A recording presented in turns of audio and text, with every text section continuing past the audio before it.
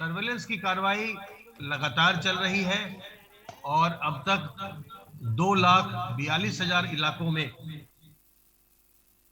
5,81,364 team दिवस के माध्यम से 3,38,02,522 घरों का सर्विलांस किया गया है और इनमें रहने वालों की संख्या 16,31,25,460 है।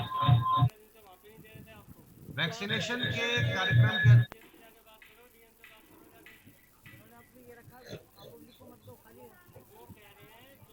1 करोड़ एडमिनिस्टर किए गए हैं।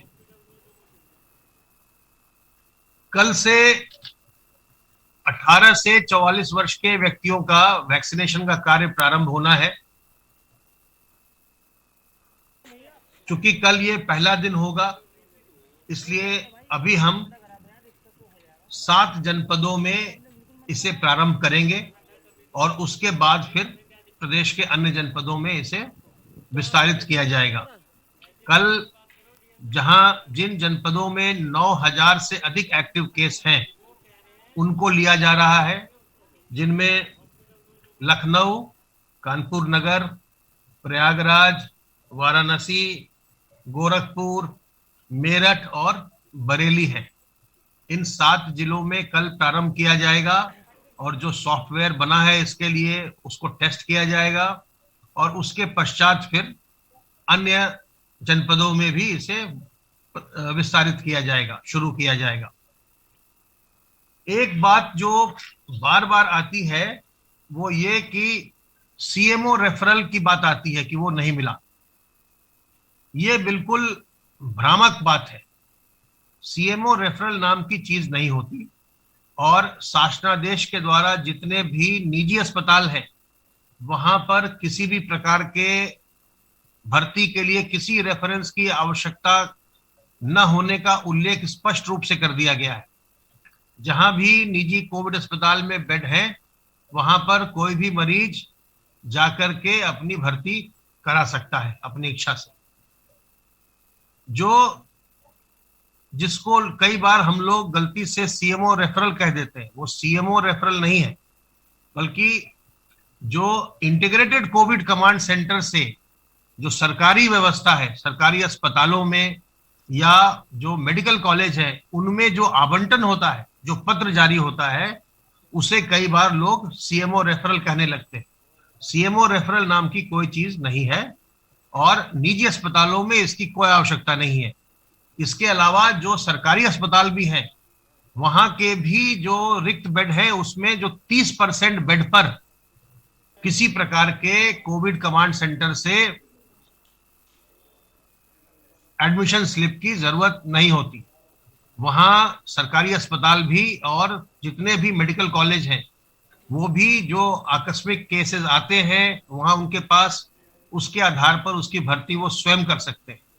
केवल जो वहां के जो सरकारी अस्पतालों के जहां का पूरा खर्च सरकार वहन करती है, वहां के जो 70% बेड्स हैं उनको इंटीग्रेटेड कोविड कमांड सेंटर से मरीजों की आवश्यकता का आकलन कर उनको बेड्स उपलब्ध कराने के लिए कमांड सेंटर से व्यवस्था की जाती है और ऐसे लोगों के लिए एम्बुलेंस की व्यवस्था भी कमांड सेंटर करता है।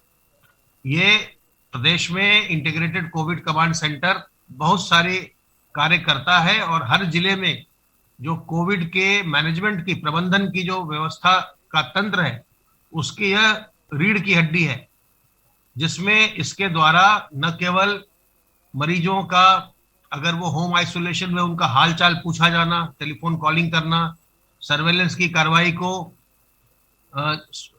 का अनुश्रवण करना, मॉनिटर करना कि सर्वेलेंस कहाँ हो रहा है, किसी को कोई आवश्यकता है उसको सलाह देना। इसके अलावा जो लोग बीमार पड़ते हैं, जो कोविड के मरीज हैं जिनको अस्पतालों में भर्ती होना है, उनके लिए एम्बुलेंस की व्यवस्था करना, उनके लिए अस्पताल में बेड की व्यवस्था करना इत्यादि कार्य किए जाते हैं। तो अगर कोई निजी अस्पताल आपसे ये कहता है कि आप सीएमओ रेफरल लेकर आए, तो आप उनको स्पष्ट कहिए कि आप गलत कह रहे हैं। सीएमओ रेफरल की व्यवस्था समाप्त हो चुकी है। निजी अस्पतालों के लिए किसी प्रकार के रेफरल की व्यवस्था नहीं है। अगर उनके पास बेड उपलब्ध है और कोई मरीज वहां भुगतान के आधार पर भर्ती होना चाह रहा है तो उन्हें तत्काल भर्ती किया जाना चाहिए। ये तो व्यवस्था तब है जब हम कोविड के संक्रमित हो जाते हैं, कोविड के मरीज हो जाते हैं।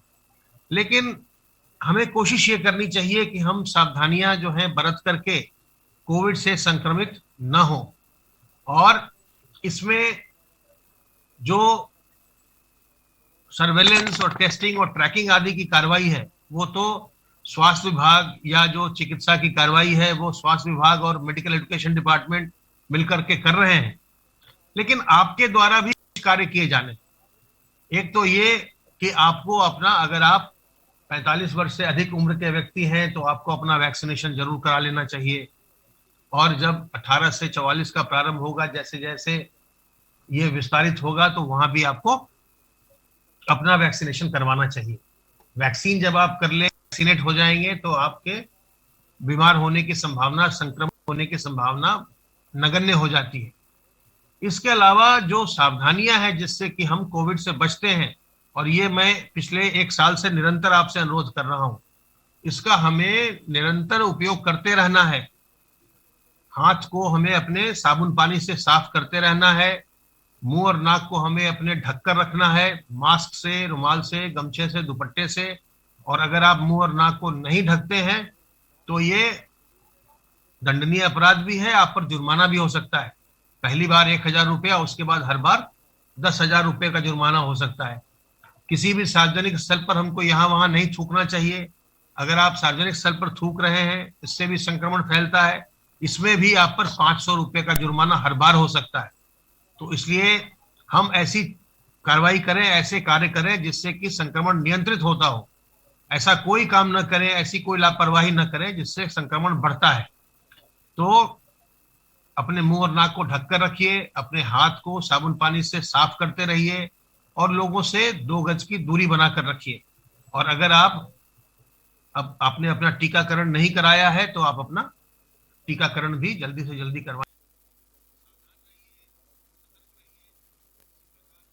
तो आप सुन रहे थे एसीएस हेल्थ अमित मोहन की प्रेस कॉन्फ्रेंस, जिनका कहना है कि वैक्सीनेशन की जो शुरुआत कल से की जाएगी वो 7 जनपदों से शुरू होगा। साथ ही साथ उन्होंने रेफरल लेटर को लेकर भी काफी कुछ कहा। और अगर अब आपने अपना टीकाकरण नहीं कराया है तो आप अपना रेफरल लेटर की आवश्यकता प्राइवेट हॉस्पिटल के लिए नहीं होगी। किसी भी प्राइवेट हॉस्पिटल में आप एडमिट हो सकते हैं, कोई रेफरल लेटर नहीं दिखाना होगा। साथ ही साथ सरकारी हॉस्पिटल में भी जो 30% बेड हैं उनमें आपको एडमिट किया जाएगा। किसी भी प्रकार के सीएमओ रेफरल लेटर का कोई मान्य नहीं होगा।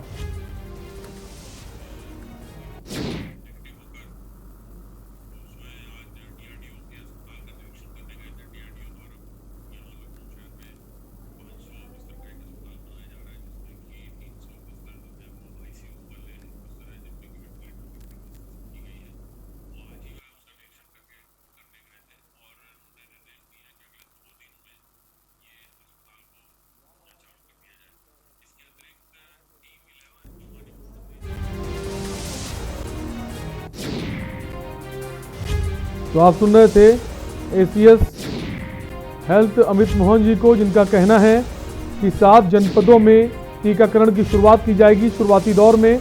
उसके बाद धीमे धीमे उसके दायरे को बढ़ाया जाएगा।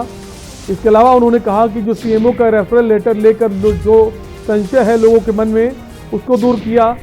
कोई भी प्राइवेट हॉस्पिटल के लिए रेफरल लेटर की ज़रूरत नहीं होगी। इसके साथ ही जो सरकारी हॉस्पिटल हैं वहाँ भी जो 30% बेड हैं वहाँ पर आप आसानी से एडमिट हो सकते हैं। सरकार आपको एम्बुलेंस भी मुहैया करवाएगी।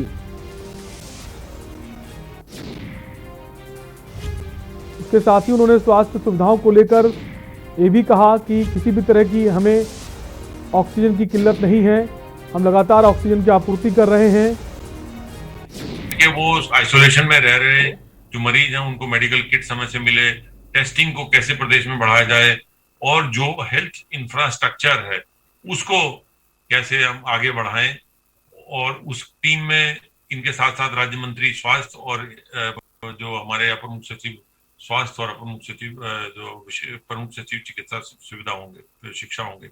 इसके साथ साथ जो तीसरी टीम है उसका कार्य है कि भारत सरकार से, क्योंकि बहुत सारी सुविधाएं, बहुत सारी व्यवस्थाएं, बहुत सारे इंतजाम भारत सरकार के माध्यम से हो रहे हैं। दवाइयां, वैक्सीनेशन का लगातार भारत सरकार से अनुश्रवण करना होता है। वो मुख्य सचिव की अध्यक्षता में ये तीसरी टीम काम करेगी।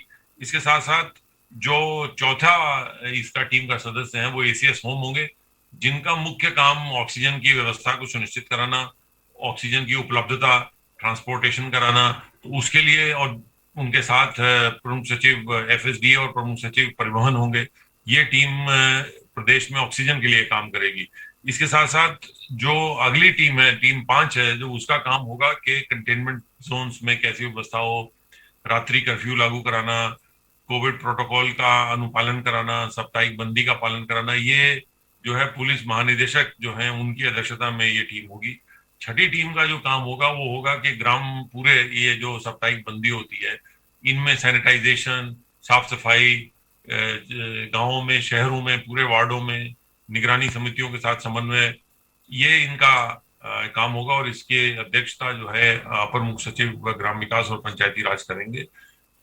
अगली टीम जो होगी वो एपीसी कृषि उत्पादन आयुक्त की अध्यक्षता में है, जिसका काम गन्ना किसानों से समन्वय, गन्ना के बारे में जो इश्यूज हैं, खाद्यान्न वितरण पर जो फूड डिस्ट्रीब्यूशन होना है, पीडीएस, गेहूं क्रय, धान क्रय, ये सारा काम है, पशुपालन का उनका काम है। तो ये सारों के लिए एपीसी जिम्मेदार होंगे। और जो 8वें सदस्य हैं वो आईडीसी, जो आईआईडीसी हैं, जो हमारे औद्योगिक उत्पादन जो है अवस्थापना आयुक्त है, वो पूरा उद्योगों के बारे में कार्य करेंगे। उद्योगों में कोविड हेल्प डेस्क लगाना, जो उद्योगों में काम करने वाले श्रमिक हैं उनके बारे में उनकी व्यवस्थाएं देखना, उनको उनकी सुविधाएं देखना, उनके आने जाने पर देखना। फिर जो नवा ग्रुप है वो प्रवासी श्रमिकों से रिलेटेड है, जो कि प्रवासी श्रमिक आ रहे हैं उनको, उनका रिकॉर्ड रखना, उनकी देखभाल करना, उनके लिए सुविधाएं करना, और निगरानी समितियों के माध्यम से इन श्रमिकों के स्वास्थ्य का ध्यान रखना।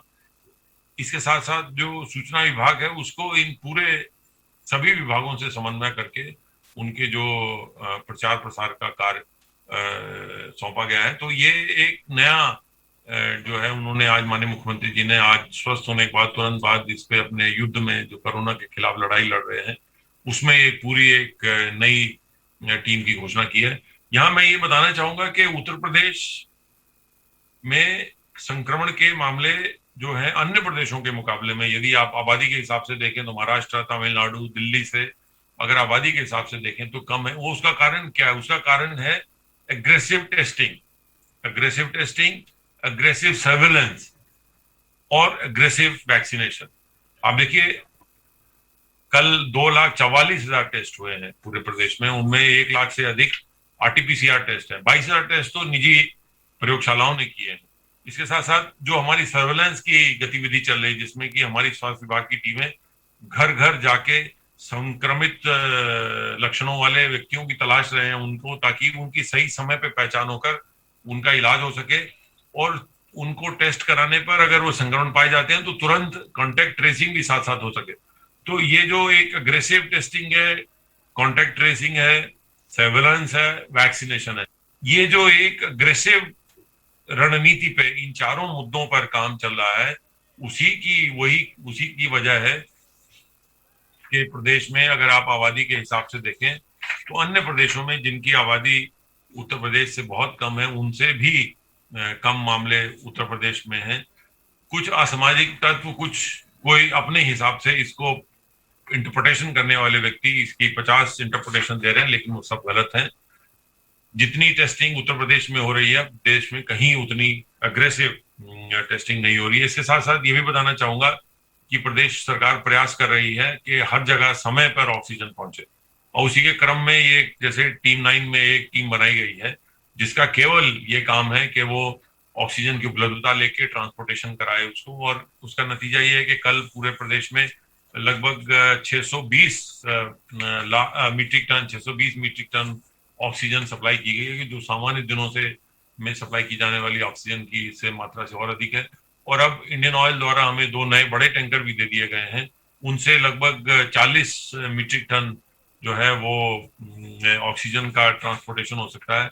भारत सरकार द्वारा भी दिए गए 5 टैंकर उपलब्ध हो गए, उनसे भी आज से ऑक्सीजन की उपलब्धता सुनिश्चित हो जाएगी। माननीय मुख्यमंत्री जी ने ये भी एक निर्देश दिया है कि 12वीं तक के सभी विद्यालयों को 10 मई तक बंद रखा जाए। जो बेसिक शिक्षा और प्लस माध्यमिक शिक्षा के 12वीं तक के विद्यालय हैं उन्हें 10 मई तक उनमें अवकाश रखा जाए। कोचिंग संस्थाएं भी बंद रहेंगी। इस दौरान ऑनलाइन क्लासेस भी स्थगित रखी जाए ताकि बच्चे अपना घर बैठ के पढ़ाई करें, घर बैठ के अपना उनका मूवमेंट कम हो सके। आज रात्रि से मंगलवार प्रातः 7 बजे तक साप्ताहिक बंदी रहेगी। इस दौरान पूरे प्रदेश में ग्रामीण क्षेत्रों में, नगरीय क्षेत्रों में साफ सफाई, सैनिटाइजेशन का एग्रेसिवली कार्य किया जाएगा।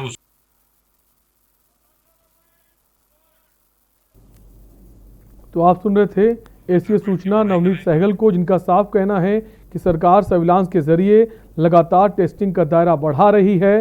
इसके अलावा उनका कहना है कि जो टीम 11 है उसको भंग कर दिया गया, उसकी जगह टीम 9 को बनाया गया है और टीम 9 के द्वारा जो व्यवस्थाएं हैं उनको संचालन किया जा रहा है। सैनिटाइजेशन का एग्रेसिवली कार्य किया जाएगा, उसके लिए पूरी टीमें बना दी गई हैं। सभी टीमें लगातार अनुश्रवण करती रहेंगी। बहुत अधिक है। इसके साथ साथ ये भी अवगत कराना है कि उद्योगों में जो कोविड हेल्प डेस्क स्थापित करने का कार्य चलाया जा रहा है उनमें लगभग 75,650 कोविड हेल्प डेस्क स्थापित हो गए हैं। इन हेल्प डेस्क की मदद से जो औद्योगिक संस्थाएं हैं, औद्योगिक संगठन हैं, वहां पर कोरोना से रोकथाम के साथ साथ कोरोना के बारे में उनके जो वर्कर्स हैं उनको जागरूक करना, उनको समय पे पहचान करना, ये सारी प्रक्रियाएं चल रही हैं। माननीय मुख्यमंत्री जी ने आज डीआरडीओ के अस्पताल का निरीक्षण किया था जो कि 2 दिन में चालू हो जाएगा। उसमें कम से कम 500 बेड की बढ़ोतरी होगी जिसमें 300 आईसीयू के बेड होंगे। इसके साथ साथ माननीय मुख्यमंत्री जी आज सायंकाल को प्रदेश के सभी जो है ज्यादातर गन्ना किसानों के साथ वार्ता करेंगे। यहाँ ये आपको बताना आवश्यक समझते हैं कि प्रदेश सरकार द्वारा पिछले साल तक के सभी गन्ना के भुगतान किसानों को कर दिए गए हैं और लगभग रिकॉर्ड 1,33,00,000 से अधिक 1,33,000 करोड़ से अधिक 1,33,000 करोड़ से अधिक के भुगतान गन्ना किसानों को किए गए हैं।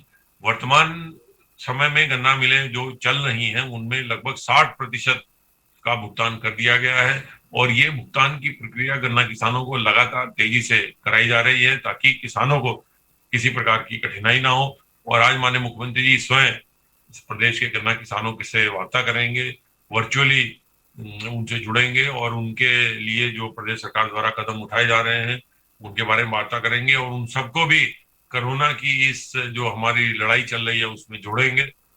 सबसे मैं 2 अनुरोध के साथ समाप्त करूंगा। एक, सावधानी बरतें, मास्क का निरंतर उपयोग करें, भीड़ भाड़ में न जाएं, हाथ धोते रहें और दूसरा, अफवाहों से बचें, अफवाहों पर यकीन ना करें। बहुत सारे ऐसे संगठन, बहुत सारे ऐसे व्यक्ति जो कि झूठी सूचनाओं को बार बार प्रसारित करते हैं, उस पर कृपया यकीन मत करें जब तक कि आप स्वयं किसी सूचना की सत्यापन न कर लें। किसी इस प्रकार की अफवाह पे यकीन न करें। बहुत बहुत धन्यवाद। आप सुन रहे थे एसीएस सूचना नवनीत सहगल को, जिनका कहना है कि सरकार लगातार प्रयास कर रही है ताकि जो सुविधाएं हैं स्वास्थ्य की उन लोगों तक पहुंचे। इसके अलावा उन्होंने ये भी जिक्र किया कि जो टीम 9 है उसको जो कार्य सौंपे गए हैं, जो व्यवस्थाएं उसको संचालन करने का, उसकी भी कोशिश की जा रही कि बेहतर संचालन और व्यवस्थाओं का लोगों को सुविधाएं मिलें। इसके अलावा उन्होंने कहा कि सर्विलांस टीम जो है उसके जरिए हम लगातार जो टेस्टिंग है उसको बढ़ा रहे हैं। इसके अलावा उन्होंने भी कहा कि 12वीं तक के जो स्कूल हैं वो 10 मई तक के लिए बंद कर दिए गए हैं। साथ ही साथ ये भी कहा जो गन्ना किसान है उनके जो भुगतान है वो कर दिया गया है। अब मुख्यमंत्री जो हैं गन्ना किसानों के साथ आज वर्चुअली तौर पर मीटिंग भी करेंगे।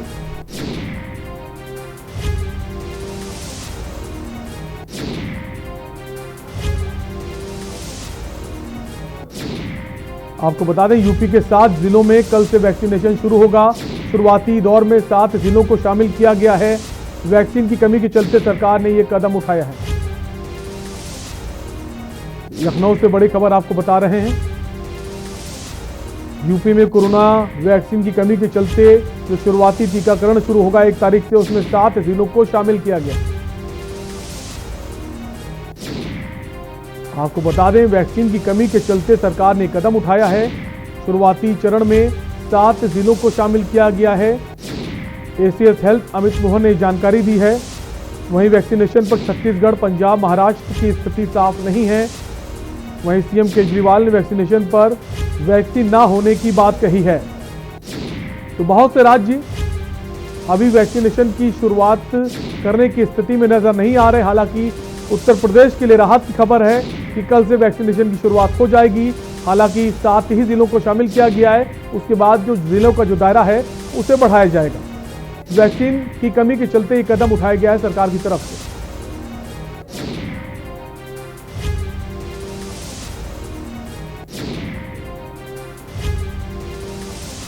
लखनऊ से खबर बता रहे हैं आपको। एसीएस हेल्थ अमित मोहन ने जानकारी दी है। उनका कहना है कल से वैक्सीनेशन की शुरुआत की जाएगी। शुरुआती दौर में 7 जिलों को शामिल किया गया है।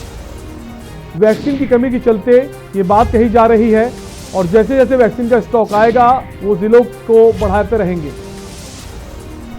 वहीं अगर बाकी कुछ राज्यों की बात करें, पंजाब, छत्तीसगढ़, वहां भी वैक्सीनेशन को लेकर स्थिति साफ नहीं है। दिल्ली में केजरीवाल ने भी वैक्सीन की कमी को बताया है। लेकिन उत्तर प्रदेश के लिए राहत भरी खबर है कि कल से वैक्सीनेशन की शुरुआत हो जाएगी। आपको बता दें 1 मई से नया चरण शुरू हो रहा है वैक्सीनेशन का। उत्तर प्रदेश ने इसके लिए हामी भर दी और कल से 7 जिलों में वैक्सीनेशन की शुरुआत की जाएगी। वहीं कुछ राज्य ऐसे हैं, छत्तीसगढ़, पंजाब, महाराष्ट्र, जहां की स्थिति अभी तक साफ नहीं है। लखनऊ से बड़ी खबर हम आपको बता रहे हैं। एसीएस हेल्थ अमित मोहन ने जानकारी दी है कि कल से वैक्सीनेशन की शुरुआत उत्तर प्रदेश में कर दी जाएगी। शुरुआती वक्त में 7 जिलों को इसमें शामिल किया गया है।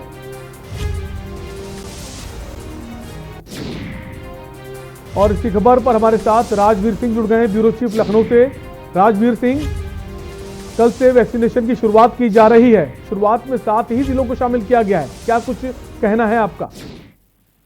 बिल्कुल, देखिए 18 से 45 साल तक के लिए जो रजिस्ट्रेशन हुए हैं उसमें वैक्सीनेशन की बात कही गई थी, लेकिन केंद्र सरकार से उत्तर प्रदेश सरकार लगातार कोऑर्डिनेट कर रही है और ऐसे में वैक्सीन की कमी जो है वो सामने निकल के आई है। और जिस तरह से अमित मोहन जो एसीएस हैं, उन्होंने साफ तौर पे कहा है कि ये कमी जल्द से जल्द दूर हो जाएगी, लेकिन अभी फिलहाल 7 जिलों में ही वैक्सीनेशन वो कराएंगे। तो जाहिर सी बात है सरकार की तैयारी पूरी है, लेकिन चूंकि आप देखिए तो कोऑर्डिनेशन भी पूरी तरह से हो रहा है, लेकिन वैक्सीन की कमी है। 1 करोड़ लोगों का रजिस्ट्रेशन हुआ है, इसको देखते हुए थोड़ी देरी लग रही है, लेकिन 7 जिलों में वैक्सीनेशन का काम कल से शुरू होगा। जी राजवीर, तैयारी किस तरह की गई? रजिस्ट्रेशन तो बहुत बड़ी संख्या में हुआ है, तो पहले चरण में किस तरह से कितने लोगों को एक दिन में वैक्सीन दी जाएगी, ऐसी कोई व्यवस्था सरकार की तरफ से की गई है? देखिए, जिन लोगों का रजिस्ट्रेशन है उनको बाकायदे फोन जाएगा और वो अगर सीएससी या पीएससी में जा सकते हैं वो तो सरकारी हॉस्पिटल्स में उन्हें वैक्सीन लगेगी। इसके लिए जैसे पहले ही व्यवस्था चल रही थी कि व्यक्ति को अपना आधार कार्ड लेके रजिस्ट्रेशन कराने के बाद आधार कार्ड यानी पहचान पत्र लेकर जाना पड़ेगा और उस पहचान पत्र के आधार पे ही ये वैक्सीनेशन होगा। चूंकि संख्या ज्यादा है, ये बात सच है कि संख्या ज्यादा है और वैक्सीन की कमी है, तो इसको देखते हुए जो कोऑर्डिनेशन है वो लगातार चल रहा है केंद्र और राज्य के बीच में। और कोशिश ये है कि जो कमी है वैक्सीन की उसको जल्दी से जल्दी पूरी की जाए, क्योंकि सरकार के लिए एक बहुत बड़ा चैलेंज है। जिस तरह से आप देखिए संक्रमण का ग्राफ बढ़ रहा है, लगातार एक अव्यवस्थाओं की तस्वीरें सामने आ रही हैं अस्पतालों से, तो ऐसे में संक्रमण को कैसे रोका जाए इसको लेकर वैक्सीन का यानी टीके को लेकर जो प्लान किया गया है उसके तहत ये व्यवस्थाएं की गई हैं। लेकिन 7 जिलों से इसकी शुरुआत हो रही है और माना जा रहा है कि जल्द से जल्द पूरे प्रदेश भर में जो भी 18 से 45 साल के बीच के लोग हैं उनमें वैक्सीनेशन जल्द से जल्द हो। अच्छी खबर ये कल से शुरुआत हो गई। बहुत बहुत शुक्रिया राजवीर से जुड़ने के लिए। तो 1 मई से नए चरण की शुरुआत हो रही है। कल 7 जिलों में वैक्सीनेशन की शुरुआत की जाएगी। तो फिलहाल के लिए भी इतना ही। बाकी खबरों के लिए देखते रहिए न्यूज़ इंडिया। नमस्कार।